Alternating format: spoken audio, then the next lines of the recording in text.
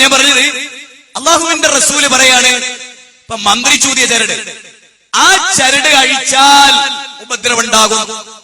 ആ ചരട് കെട്ടിയാൽ ഉപദ്രവം നീങ്ങും എന്നൊരാൾ വിശ്വസിച്ചാൽ ആ ചരടിലായി അവന്റെ തവക്കുൽ, ചരട് ഇലാഹായി.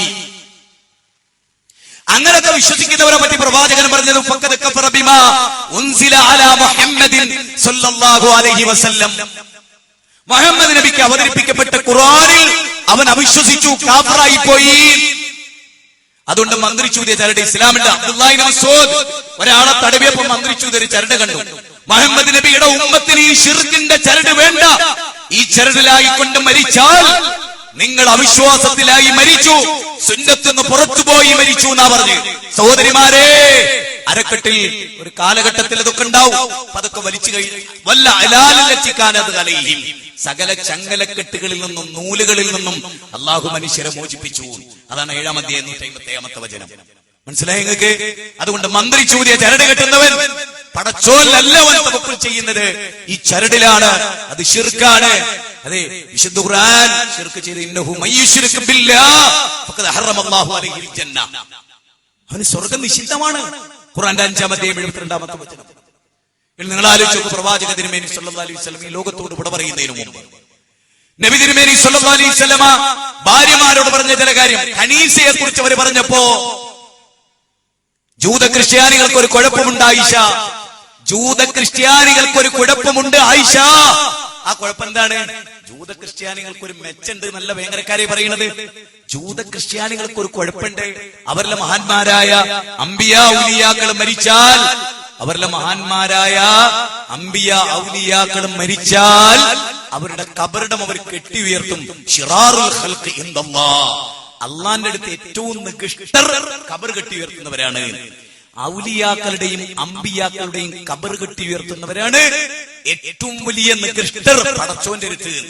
പന്നിയേക്കാളും പട്ടിയേക്കാളും ഏറ്റവും നികൃഷ്ടർ കബർ കെട്ടി ഉയർത്തുന്നവരാണ്. ഭൂമിയിലെ ഏറ്റവും വലിയ ശിർക്കിനെ വഴിവെച്ചു കൊടുക്കുകയാണ് അവർ ചെയ്യുന്നത്. ഏറ്റവും വലിയ ശിർക്കിന് വഴിവെച്ചു കൊടുക്കുക. ആലോചിച്ചു നോക്കേണ്ട വളരെ പ്രധാനമായ സംഗതിയാണ്. മാത്രമല്ല റസൂൽ പറഞ്ഞത്, ലഅനല്ലാഹു യഹൂദ വന്നസാറ ഇത്തഖദൂ ഖുബൂറ അംബിയാഇഹിം മസാജിദാ. ലഅനല്ലാഹു യഹൂദ വന്നസാറ ഇത്തഖദൂ ഖുബൂറ അംബിയാഇഹിം മസാജിദാ. അല്ലാഹു ജൂത ക്രിസ്ത്യാനികളെ ശപിച്ചു. ഇത്തഖദൂ ഖുബൂറ അംബിയാഇഹിം മസാജിദാ. അപ്പോൾ ഖബറാരാധന, അതിന് നബി സല്ലല്ലാഹു അലൈഹി വസല്ലം പറയാണ്, അള്ളാഹുവിന്റെ റസൂൽ ഈ ലോകത്തോട് വിട പറയുമ്പോ പ്രാർത്ഥിച്ച 2 പ്രാർത്ഥന എന്താ? ഒന്ന്, അല്ലാഹുമ്മ ലാ തുജിൽ ഖബരി ഈദാ, അല്ലാഹുവേ എന്റെ ഖബർ ഈദിന്റെ കേന്ദ്രമാക്കരുത്, എന്റെ ഖബറിൽ ഉറൂസ് നടക്കരുത്. നബി സല്ലല്ലാഹു അലൈഹി വസല്ലം പ്രാർത്ഥിച്ചത് എന്താണ്? എന്റെ ഖബറിടത്തിൽ ഉറൂസ് നടക്കരുത്. 500 1000 ആന എന്നുള്ളതും പട്ടാമ്പിയിലും കൊണ്ടോട്ടിയിലും നടക്കണതിന്റെ അടുത്ത് നടക്കരുത്. അപ്പൊ ഉറൂസ് നബി എതിർത്തു.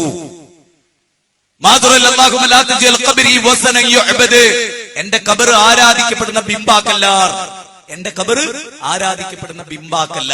എന്നെ നബി സല്ലല്ലാഹു അലൈഹി വസല്ലം അന്ത്യവിശ്രമം കൊള്ളുന്ന ഖബറിന്റെ അടുത്ത് എന്ന് നബിയെ വിളിച്ചാൽ, അവിടെ ചെല്ലാണ്ട് തന്നെ നബിയെ വിളിച്ചാൽ, നബി എന്ന ആ ശരീരത്തെ ബിംബമാക്കി, ആ ഖബറിനെ ബിംബമാക്കി എന്ന് മുഹമ്മദ് നബിയെ പറയുന്നത്.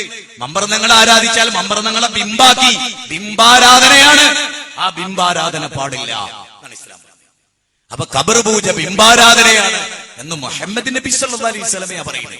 അല്ലാഹുമ്മ ലാ തുജിൽ ഖബരി വസനൻ യുഅബദ് എന്ന് പറയുന്നത് മുഹമ്മദ് നബിയാണ്. അപ്പൊ ഖബറാളികളെ വിളിക്കുക വഴി ഖബർ ആരാധനയാണ്, അത് ബിംബമാക്കലാണ്, അത് ബിംബാരാധനയാണ്, ഇബ്രാഹിം നബി എതിർത്ത ആരാധനയാണ്. അതാണ് ഖബർ ആരാധന. ചെയ്യാൻ പാടില്ല. പിന്നുള്ളത് എന്താ? നിങ്ങൾ ആലോചിച്ചേ, കറുത്ത പൂച്ച ക്രോസ് ചെയ്താൽ തിരിച്ചു പോരുക. ഒരു മുജാഹിദ് ബിസ്മില്ലാഹി തവക്കൽതു അലല്ലാഹ് എന്ന് പറഞ്ഞൊരു മുജാഹിദ് പോരില്ല. കറുത്ത പുലിയടിയ പോരോ? മുന്നോട്ട് പോകല്ലാതെ. എത്ര നിങ്ങൾ ആലോചിച്ചു. പിന്നെ ഭർത്താവ് പുറത്തേക്ക് ഇറങ്ങി, ഗേറ്റ് ഒക്കെ കടന്ന് നടയിലെത്തി, പെട്ടെന്ന് പൈസ എടുക്കാൻ പറഞ്ഞു, തിരിച്ചു പോരുമല്ല, വിളിച്ചു പറയുക, തിരിച്ചു പോരാൻ പാടില്ല. ആരാ പഠിപ്പിച്ചത്? തിരിച്ചു പോരേണ്ടി വന്നാ പോരണം. അന്ധവിശ്വാസമാണത്. ഒരു പക്ഷി രാത്രി കുഴുകിയാൽ എന്നൊരു മരണമുണ്ട് എന്നാണ് പ്രഖ്യാപനം. അങ്ങനെ എന്തൊക്കെ അന്ധവിശ്വാസങ്ങളാണ്. വാരഫലങ്ങൾ, ചൊവ്വാദോഷം, ശനിദശ, ശകുനപ്പിഴ. ഹൈന്ദവ സമൂഹത്തിലെ പെൺകുട്ടികൾ 40-45 പുറം നിറഞ്ഞു ജാതകപ്പൊരുത്തത്തിന്റെ പേര് പറഞ്ഞ് ഈ ഭയങ്കരമായ അന്ധവിശ്വാസം പൈസ കൊടുത്താൽ ഇല്ലാതാകുന്ന ആക്കെ നമുക്ക് ശരിയാക്ക 40,000 രൂപ ചെലവുണ്ടാവുന്നു. അപ്പൊ തന്നെ മനസ്സിലായില്ലേ ഓനെ മിണുങ്ങാനാണ്, പണിക്കരും ജോത്സ്യനും മിണുങ്ങാനാണ്. കൈനോട്ടക്കാരൻ വന്നിട്ട് ചോദിക്കുക കൈ നോക്കണോ? അപ്പൊ അവനോട് നമ്മളൊന്ന് ചോദിക്കുക, അന്റെ ഇന്നത്തെ ഭാവി എന്താന്ന് എനിക്കറിയോ? അന്റെ ഇന്നത്തെ ഭാവി എന്താണ് എനിക്കറിയോ? എന്നിട്ട് അവനോട് ഒരു തമാശയായിട്ട് ഇങ്ങനെ ചോദിക്കുക, 10 മിനിറ്റിന്റെ ഉള്ളിൽ ഇവിടെ ഒരു സംഭവം നടക്കാൻ പോകുന്നുണ്ട്, അതെന്താന്ന് എനിക്ക് പറയാൻ പറ്റുമോ എന്ന് അവനോട് ചോദിക്കുക. അപ്പൊ അങ്ങനെ മികച്ചു നിൽക്കുമ്പോ ചെവിക്കുറ്റിക്ക് ഒരു ഒറ്റയടി, ഇത് കിട്ടും 10 മിനിറ്റിന്റെ ഉള്ളിൽ എനിക്ക് ഓർമ്മ ഉണ്ടായില്ല. ഇല്ല, അന്റെ ചെവിക്കുറ്റിക്ക് 10 മിനിറ്റിനുള്ളിൽ അടി കിട്ടുന്നുള്ള ഭാവി വരെ എനിക്ക് അറിഞ്ഞൂടാ, പിന്നെ നാട്ടുകാരെ ഭാവി അറിയാൻ നടക്കുന്നത്. ഇനി വേറൊന്നും ഈ കൈനോട്ടക്കാർ ഒരിക്കലും എനിക്കറിയാം. എന്റെ ചെറുപ്പത്തിൽ ഒഫീഷ്യൽ ബസ് സ്റ്റാൻഡില് നല്ല മുഖലക്ഷണം ഉണ്ടല്ലോ കയ്യും ഒക്കെ. ഞാൻ പറഞ്ഞ കയ്യും കാലും ഒക്കെ നോക്കാം. അതിനിടയ്ക്ക് ഞാൻ അങ്ങോട്ടൊരു ചോദ്യം ചോദിക്കട്ടെ, ഇന്ന് 8 മണിക്ക് ഇവിടെ വന്നിരിക്കണ്ടല്ലോ, വൈകുന്നേരം 5 മണിന്റെ ഉള്ളിൽ എത്ര ആളുകളെ കയ്യ് നോക്കാൻ വരും എന്നുള്ളത് നിങ്ങൾ ആ എണ്ണം കൃത്യമായിട്ട് പറഞ്ഞാൽ മതി. അപ്പൊ മുപ്പൻ ഉടനെ എന്നോട് രണ്ടാമത്, നിങ്ങളുടെ അമ്മന്റെ പേര് 3 അക്ഷരല്ലേ ഉള്ളൂ ചോദിച്ചു.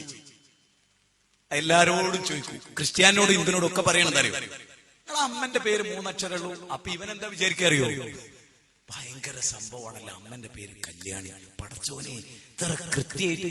അപ്പൊ ക്രിസ്ത്യാനോട് അമ്മന്റെ പേര് 3 അക്ഷരല്ലേ? ആ സാറാമ്മ. ഇപ്പഴത്തേക്കും മുസ്ലിമിനോട് എന്റെ അമ്മന്റെ പേര് 3 അക്ഷരല്ലേ? ആ ആമിന. കാരണം ലോകത്ത് നിങ്ങൾക്കറിയാം, ഹിന്ദു ആയാലും മുസ്ലിം ആയാലും പെണ്ണുങ്ങളിൽ ഭൂരിപക്ഷത്തിന്റെ പേര് 3 അക്ഷരേ ഉണ്ടാവും. അത് വെച്ച് തട്ടിയതാണ്. തിരിച്ചു അവനോട് ചോദിക്കാം, ഞങ്ങൾ നിങ്ങളെ മുഖത്ത് നോക്കി പറയും നിങ്ങളെ അമ്മന്റെ പേര് 3 അക്ഷരാണ്. ഓൻ ഞെട്ടിപ്പോയി, സുമതി. ഓൻ ബേജാറായി. മനസ്സിലായി നിങ്ങൾക്ക്? ഞങ്ങളുടെ നാട്ടിലൊരു സ്വാമിജി ഉണ്ടായി എന്ന് പറഞ്ഞാൽ ഞാൻ പറയുന്നത് നിങ്ങൾ ഒന്നുകൂടെ മനസ്സിലാക്കണം. ഞങ്ങളുടെ നാട്ടില് ശ്രീ ഇത്തലാട്ടുകാവ് ക്ഷേത്രമുണ്ട്. അവിടെ പർദ്ദ ധരിച്ച മുസ്ലിങ്ങൾ വരെ തേങ്ങ മുട്ടിക്കാൻ വരും. അപ്പൊ അവിടെ ഒരു പൂജാരി ഉണ്ട്, അതൊക്കെ ചൊവ്വാഴ്ചയാണ് സീസൺ. അപ്പൊ അവിടെ എപ്പോ ചെന്നാലും ഒരു 2 ബെഞ്ചിൽ ആളുണ്ടാവും, 2 ബെഞ്ചിൽ ആളെപ്പോഴും ഉണ്ടാവും. അപ്പൊ എന്താ പറയുക, നമ്മളിപ്പോ അവിടെ ചെന്നിട്ട് ഭാവി പറയാനോ അറിയാനാ ചെല്ലുന്നത്. ആര് ചെല്ലുമ്പോൾ 2 ബെഞ്ചിലും ഫുൾ ആളായി. അപ്പൊ നമ്മള് സ്വാഭാവികമായിട്ട് അവിടെ ചെല്ലും, നിങ്ങൾ ഇവിടെ ഇരുന്നോളി അറിയാം, മജിക ഇരിക്കണമെങ്കിൽ അവിടെ ഇരുന്നോളി അറിയാം. എന്നിട്ട് അപ്പുറത്തിരിക്കുന്നോട് ഇയാൾ പറയും, ഞാനിങ്ങനെ വടകരയെന്ന് വന്നാണ്. ഇയാൾ പറയാണ്, ഈ ഇരിക്കുന്ന ആള്, ഞാൻ വടകരയെന്ന് വന്നാണ്, എന്റെ പേര് മാധവൻ, എന്റെ ഭാര്യന്റെ പേര് സുമതി, 3 കുട്ടികളാണെന്നൊക്കെ പറയും. സ്വാഭാവികമായിട്ടും അവിടെ വന്ന് പിന്നിരുന്ന ആളെന്ത് പറയൂ, എന്റെ പേര് ബഷീർ, ഞാൻ വന്നത് ബാലുശ്ശേരിൽ നിന്നാണ്, 5 കുട്ടികളുടെ ഒക്കെ പറയും. അപ്പൊ ഈ മജിക്കാണ്ടല്ലോ ഇവിടെ എണീച്ചിട്ട് അവിടെ ചെന്നിട്ട് പറയും, ബഷീർ എന്നാണ് ഒരുത്തം വന്നിട്ടുണ്ട്, വടകരയെന്നാണ്, കെട്ടിയോടെ പേര് എന്നതാണ്, അവന് 3 മക്കളുണ്ട്. അപ്പൊ രണ്ടാമത്തെ ഇയാളാണല്ലോ കേറുക, ഇയാളെ ഏജന്റാ. ഇയാള് കേറുമ്പോ മജീദല്ലേ, അപ്പൊ ബഷീറല്ലേ, പടച്ചോനെ എന്റെ പേര് ഞാൻ ഇന്ന് വരെ ഇയാൾക്ക് വിളിച്ചറിഞ്ഞില്ലല്ലോ. അടുത്ത ചോദ്യം, ഭാര്യന്റെ പേര് ആമിനാന്നല്ലേ? അപ്പൊ 2ാമത് വീണു. 3 മക്കളല്ലേ, 3ാമത് വീണ്. അങ്ങനെ 2 പെണ്ണും 1 ആണും അല്ലേ ചോദിക്കുമ്പോഴേ കിടന്ന് അപ്പോഴേക്കും പടച്ചോനെയും പടപ്പോയി.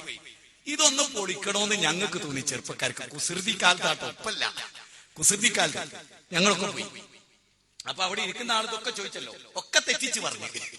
അപ്പൊ അവിടെ ചെന്നിട്ട് ഇങ്ങനെ നാളല്ലേ അല്ലേലോ, എന്നാൽ ഭാര്യന്റെ പേര് അല്ലേലോ, കുട്ടികൾ 3 അല്ലേ അല്ലേലോ. അപ്പൊ അയാള് നമ്മളടിഞ്ഞേ. ഇത്രേ ഉള്ളൂ ഈ തട്ടിപ്പൊക്കെ, എത്രേ ഉള്ളൂ സുഹൃത്തുക്കളെ. ഈ തട്ടിപ്പിലാണ്, ഈ അന്ധവിശ്വാസത്തിലാണ് മനുഷ്യർ. ഇസ്ലാമായാലോ ഏതെങ്കിലും ഒരു മുജാഹിദിന്റെ പെങ്ങളെ ഏർവാടിയിലെ മൊയ്ലിയാർക്ക് ബലാത്സംഗം ചെയ്യാൻ കഴിഞ്ഞിട്ടുണ്ടോ സുഹൃത്തുക്കളെ? കൂട്ടിക്കൊടുക്കാൻ കഴിഞ്ഞിട്ടുണ്ടോ? അന്ധവിശ്വാസത്തിന്റെ പേരിൽ എത്ര പെൺകുട്ടികൾ അന്യന്റെ ഗർഭം, അന്യന്റെ ബീജം പേറിയിട്ടുണ്ട് ഈ മണ്ണിൽ, അന്ധവിശ്വാസത്തിന്റെ പേരിൽ. അതുകൊണ്ട് എനിക്ക് നിങ്ങളോട് പറയാനുള്ളതെന്നറിയോ, ഞാൻ ദീർഘിച്ചു പറയുന്നില്ല സുഹൃത്തുക്കൾക്ക്, ആരോഗ്യമുള്ളതാണ്. അതുകൊണ്ട് ഞാൻ എല്ലാരോടും പറയുന്നത്, ഖുർആനും സുന്നത്തും മനുഷ്യന്റെ മുമ്പിൽ വഇദാ ഖീല ലഹും തആലൂ ഇലാ മാ അൻസലല്ലാഹ് വഇലാ റസൂലി ഖാലൂ ഹസ്ബുനാ മാ വജദ്നാ അലൈഹി ആബാഅനാ അവലൗ കാന ആബാഉഹും ലാ യഅലമൂന ശൈഅൻ വലാ യഹ്തദൂൻ. അല്ലാഹുവും റസൂലും വിളിക്കണങ്ങളെ അതിലേക്ക് പോയിക്കോളീ, ഖുർആനിലേക്കും സുന്നത്തിലേക്കും പോയിക്കോളീ. പലപ്പോഴും നാളെ ആശ്രയിലെ മനുഷ്യർ കൈകടിക്കുന്ന അലം യഅതികുൻ നദീർ ഖാലൂ ബലാ ഖദ് ജാഅനാ നദീർ ഫകദ്ദബ്നാ വഖുൽനാ മാ നസ്സലല്ലാഹു മിൻ ശൈഇൻ അൻതും ഇല്ലാ ഫീ ളലാലിൻ കബീർ. ഗണപതി വിഗ്രഹം പാല് കുടിച്ചത്, എന്തൊക്കെ അന്ധവിശ്വാസങ്ങൾ. ഇപ്പൊ കഴിഞ്ഞ ദിവസം വരെ ഒരു ചർച്ചില് പ്രാർത്ഥിച്ചുകൊണ്ടിരിക്കുമ്പോ ആ ചർച്ചിലെ പ്രതിമേന്ന് കണ്ണുനീര് വന്നു, ചുമര് കരയും. കണ്ടിട്ടുണ്ടെങ്കിൽ ഒരു പ്രത്യേക ഉഷ്ണാവസ്ഥ അന്തരീക്ഷത്തിൽ നിലനിൽക്കുമ്പോ ആ വസ്തു എന്തുകൊണ്ടാണോ ഉണ്ടാക്കി അതുമായി അന്തരീക്ഷം ചേരുമ്പോ അതിൽ നിന്ന് വെള്ളം. പല കോലത്തിലുള്ള വിശ്വാസം. ഇപ്പൊ ജിന്നുബാധ, ജിന്ന് ചികിത്സ അതൊക്കെ വിവാദമാണ്. ജിന്നുബാധയുണ്ടെന്നത് ഇസ്ലാം സ്ഥിരീകരിച്ച കാര്യമാണ്. ജിന്നുബാധക്ക് ചികിത്സയുണ്ട് എന്നും നബി സല്ലല്ലാഹു അലൈഹി വസല്ലം പഠിപ്പിച്ചത്. തൗഹീദിൽ അധിഷ്ഠിതമായ റുഖിയ ശറിയ ഉണ്ട് എന്ന് ഹബീബായ റസൂൽ പഠിപ്പിച്ചു. അമാനവലി ഇസ്ലാമിക ജീവിതത്തിൽ വിശദീകരിച്ചു. അമാനവലിയുടെ ഖുർആനിന്റെ പരിഭാഷയിൽ വിശദീകരിച്ചു. സിഹ്റിന് യാഥാർത്ഥ്യമുണ്ടെന്നും സിഹ്ർ വിശ്വാസികൾ ചെയ്യാൻ പാടില്ലെന്നും വിശ്വാസികൾ സിഹ്ർ പഠിക്കാൻ പാടില്ലെന്നും മറു സിഹ്ർ ചെയ്യാൻ പാടില്ലെന്നും അത് സബുൽ മുബിക്കാത്തിൽപ്പെട്ടതാണെന്നും ഇസ്ലാം മനുഷ്യരെ പഠിപ്പിച്ചു. അങ്ങനെ തുടങ്ങി ഏത് അന്ധവിശ്വാസങ്ങളെയും ഈ സമൂഹത്തിൽ നിന്ന് ഉന്മൂലനം ചെയ്യാനും ഹൈന്ദവ ക്രൈസ്തവ സമൂഹത്തിൽ നിന്നുള്ള അന്ധവിശ്വാസങ്ങളെ ഉന്മൂലനം ചെയ്യാനും നിരീശ്വരവാദികളിൽ പോലും രൂഢമൂലമായ പല അന്ധവിശ്വാസങ്ങളെയും സ്വച്ഛന്ത തൗഹീദിന്റെ മാസ്മരികത കൊണ്ട് കഴുകിക്കളയാൻ നമുക്ക് സാധിക്കേണ്ടതുണ്ട്. വിഷയത്തിന്റെ ചുരുങ്ങിയ ഭാഗമായിട്ടേ ഉള്ളൂ എന്ന ഉത്തമ വിശ്വാസത്തിൽ തന്നെ ഇനിയും അവസരം കിട്ടിയാൽ തുടർന്ന് വിശദീകരിക്കാമെന്ന പ്രതീക്ഷയോടെയും പ്രാർത്ഥനയോടെയും എന്റെ വാക്കുകൾ കേട്ട നിങ്ങൾക്കെല്ലാം കേട്ട നിങ്ങൾക്കെല്ലാം അഗൈരവമായ നന്ദി പ്രകാശിപ്പിച്ചുകൊണ്ട് എന്റെ ആരോഗ്യത്തിന്റെ ഇപ്പോഴത്തെ സാഹചര്യത്തെ വിലയിരുത്തിക്കൊണ്ട് ഞാൻ എന്റെ വാക്കുകൾ ഇവിടെ ചുരുക്കട്ടെ. വിശ്വാസികളെ, യുവാക്കളെ, എല്ലാ അധർമ്മങ്ങളിൽ നിന്നും വിട്ടു നിൽക്കാൻ നമ്മൾ ശ്രദ്ധിക്കണം. നമുക്കറിയാം, നമ്മുടെ MSMന്റെ ഫഹിമി മരിച്ചു, അദ്ദേഹത്തിന്റെ 5 മാസം പ്രായമായ കുട്ടി മരിച്ചു. അതുപോലെ പ്രോഫ്കോണിൽ പങ്കെടുത്ത പെൺകുട്ടിയെ ഓണാഘോഷത്തിന്റെ കൂത്തരങ്ങിൽ വെച്ച് കുട്ടികൾ ജീപ്പ് കയറ്റിക്കൊന്നു. ഇതെല്ലാം അന്തരീക്ഷത്തിൽ ആ കുട്ടിക്ക് വേണ്ടി പ്രാർത്ഥിക്കണം. നല്ല മഫ്ത ധരിച്ച് പ്രോഫ്കോണിൽ പല കുട്ടികളെയും തിരുവനന്തപുരത്ത് നിന്ന് കൊണ്ടുവന്നത് ആ പെൺകുട്ടിയായിരുന്നു. നിലമ്പൂരുകാരിയായ ആ പെൺകുട്ടി. ആ വീട്ടുകാരുടെ കണ്ണീരും കരച്ചിലും നമ്മൾ മനസ്സിലാക്കി. സഹോദരങ്ങളെ, അവർക്കൊക്കെ അല്ലാഹു മഗ്ഫിറത്തും റഹ്മത്തും നൽകി അനുഗ്രഹിക്കട്ടെ. അവരുടെ ഖബറുകളെ അല്ലാഹു വിശാലമാക്കി